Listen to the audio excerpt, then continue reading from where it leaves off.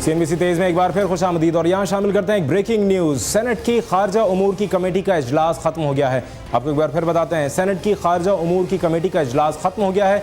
इस बारे में अपडेट लेते हैं अपने नुमाइंदे एजाज अहमद से। एजाज, क्या तफसीलात हैं आपके पास? इजलास बुनियादी तौर पर नेटो सप्लाई की बहाली के हवाले से जो पाकिस्तान और अमेरिका के दरमियान मामला तय पाए हैं, उन पर जो तफसीलात तय की गई उन पर गौर के लिए था। वज़ीर ख़ारजा हिना रब्बानी खान ने कमेटी को ब्रीफिंग दी। उससे पहले कमेटी के अरकान जिनमें खासतौर पर इफ़ाक़दात शामिल हैं, उनका ये कहना था कि नेटो सप्लाई बहाल करके, इस तरह से बहाल करके पाकिस्तान के मुंह और पार्लियामेंट के मुंह पर तमाचा मारा गया है। अमेरिका जनवरी में माफी मांगना चाहता था, लेकिन मामला लटका दिया गया। ताहम बादशाह हिना रब्बानी खान की दरखास्त पर कमेटी का इजलास बंद कमरे का कर दिया गया। इजलास के बाद हिना रब्बानी खान और हाजी अदील दोनों ने अलग अलग मीडिया से गुफ्तगू की। हिना रब्बानी खान का कहना था कि अमेरिका के साथ नेटो सप्लाईज के 2 MOU जो दस्तखत होने, उन पर जल्द दस्तखत होंगे। उनका ये कहना था कि अभी स्ट्रेटेजिक मुज़ाकरात की तारीख तय नहीं पाई है, ना ही आर्मी चीफ इन मुज़ाकरात का हिस्सा है। अलबत्ता वर्किंग ग्रुप्स के मुज़ाकरात हो रहे हैं। उनका ये भी कहना था कि डॉक्टर शकील आफरीदी के मामले पर अमरीकी दबाव कबूल नहीं किया, जबकि हाजी अदील ने कमेटी के हवाले से ब्रीफिंग देते हुए ये कहा कि हुकूमत का ये कहना है कि अमरीकी सॉरी पर वो मुतमईन है, तो हम भी मुतमईन है। ताहम उनका ये कहना था कि इस हवाले से मामले को लटकाया गया और ताखीर हुई।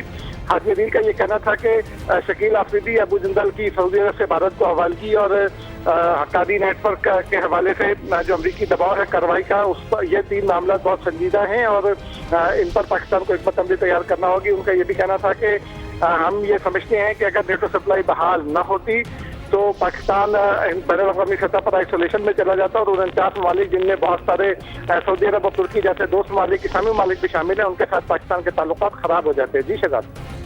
बहुत शुक्रिया एजाज अहमद हमें अपडेट करने का। सेनेट की खारजा उमूर कमेटी का इजलास खत्म हो गया है, जिसके बाद वज़ीर ख़ारजा हिना रब्बानी खर का ये कहना था कि आर्मी चीफ स्ट्रेटेजिक मुज़ाकरात का हिस्सा नहीं है और वो वर्किंग ग्रुप के इजलास जारी रहेंगे। शामिल करते हैं मज़ीद खबरें। कराची वालों के लिए बिजली महंगी हो गई। नेपरा ने KESC को फ़ी यूनिट नर्ख में 52 पैसे से ₹1 इजाफे की इजाज़त दे दी।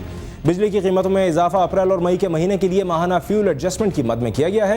नेपरा ने अप्रैल के लिए कराची इलेक्ट्रिक सप्लाई कंपनी के टैरिफ में ₹1.14 और मई के लिए 52 पैसे फ़ी यूनिट इजाफे की मंजूरी दी है।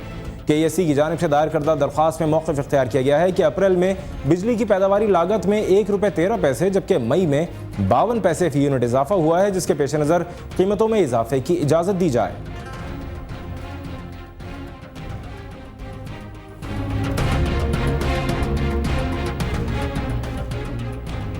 और लाहौर में एक दूल्हा की उस वक्त हुई गिरफ्तारी जब साथ थे बाराती। पुलिस का है मौक़िफ़ कि वो है इश्तिहारी। इसे कहते हैं रंग में भंग डालना। बाराती देखते रह गए और पुलिस दूल्हा ले उड़ी। शकरगढ़ का रिहायशी मोहम्मद शफीक शादी करने साहिवाल जा रहा था कि उसे ठोकर न्याज बेग नाके पर पुलिस ने दौरान तलाशी गिरफ्तार कर लिया। पहले तो बारातियों को ये समझ ही ना आई कि ये हुआ क्या है। इस मौके पर पुलिस ने मौक़िफ़ इख्तियार किया कि 2003 में शफीक ने दौरान डकैती एक शख्स को कत्ल कर दिया था और मफरूर था।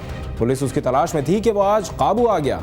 जब बात सारी खुली तो बारातियों ने एहतजाजन थाना चौहन के सामने मेन मुल्तान रोड को ब्लॉक कर दिया और पुलिस के खिलाफ शदीद नारेबाजी की, जिससे मुल्तान रोड पर ट्रैफिक जाम हो गया और पुलिस सजे सजाए दूल्हे को अपने साथ ले गई।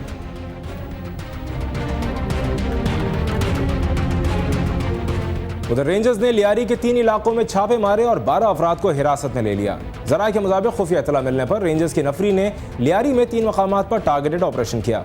माड़ीपुर पर ओल्ड ट्रक अड्डा नियाजी चौक के करीब एक कार्रवाई के दौरान रेंजर्स और मुल्जिमान के दरमियान फायरिंग का तबादला हुआ, जिसके बाद फ़हीम नामी मुल्जिम को जख्मी हालत में गिरफ्तार करके असलहा बरामद कर लिया गया। जबकि एक और कार्रवाई में रेंजर्स ने बादशाह खान ग्रुप के ठिकानों पर छापे मारे और 11 अफराद को गिरफ्तार करके उनके कब्जे से क्लाशनिकोव समेत मुख्तलिफ अक़साम के 13 हथियार और दस्ती बम बरामद कर लिए।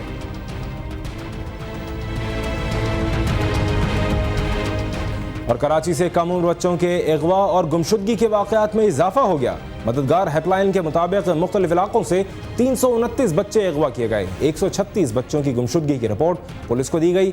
सबसे ज्यादा 71 बच्चे जनवरी में अगवा हुए। बच्चों की गुमशुदगी के सबसे ज्यादा वाक़यात 29 जून में रूनुमा हुए।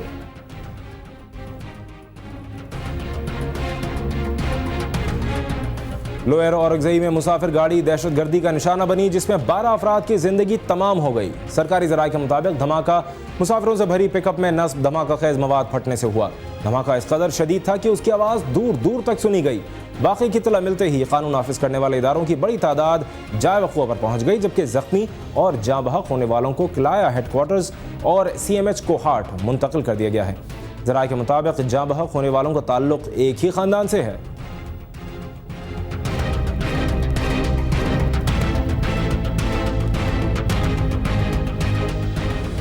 और कौमी एहतसाब ब्यूरो अब है शरीफ बरादरान के पीछे और दरख्वास्त दायर कर दी है कि अदालत उनके खिलाफ हुदैबिया पेपर मिल समेत 3 मुकदमात खोले।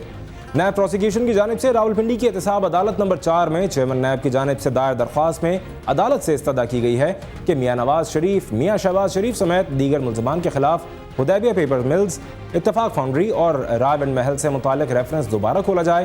तीनों रेफरेंसेज में अरबों रुपयों की करप्शन का मामला है।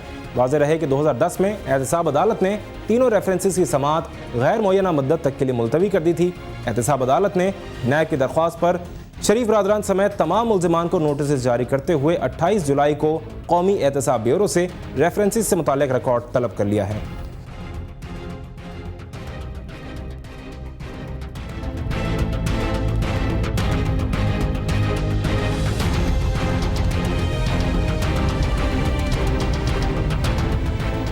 और भारतीय क्रिकेट बोर्ड ने T20 आलमी कप के लिए 30 मुमकिन खिलाड़ियों के नामों का ऐलान कर दिया है। T20 आलमी कप 18 सितंबर से 7 अक्टूबर तक श्रीलंका में खेला जाएगा।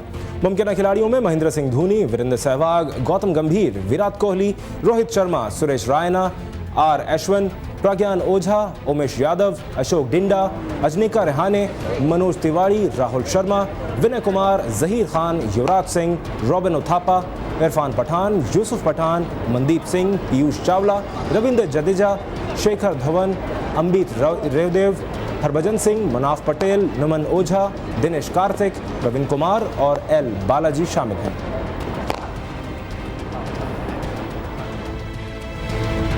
आलमी क्रेडिट रेटिंग एजेंसी मूडीज ने पाकिस्तान के 5 बड़े बैंकों की रेटिंग कम कर दी। मूडीज इन्वेस्टर सर्विसेज की रिपोर्ट के मुताबिक 5 पाकिस्तानी बैंकों की रेटिंग B2 से कम करके B3 कर दी गई है, जबकि बैंकों का आउटलुक भी मनफी कर दिया गया है।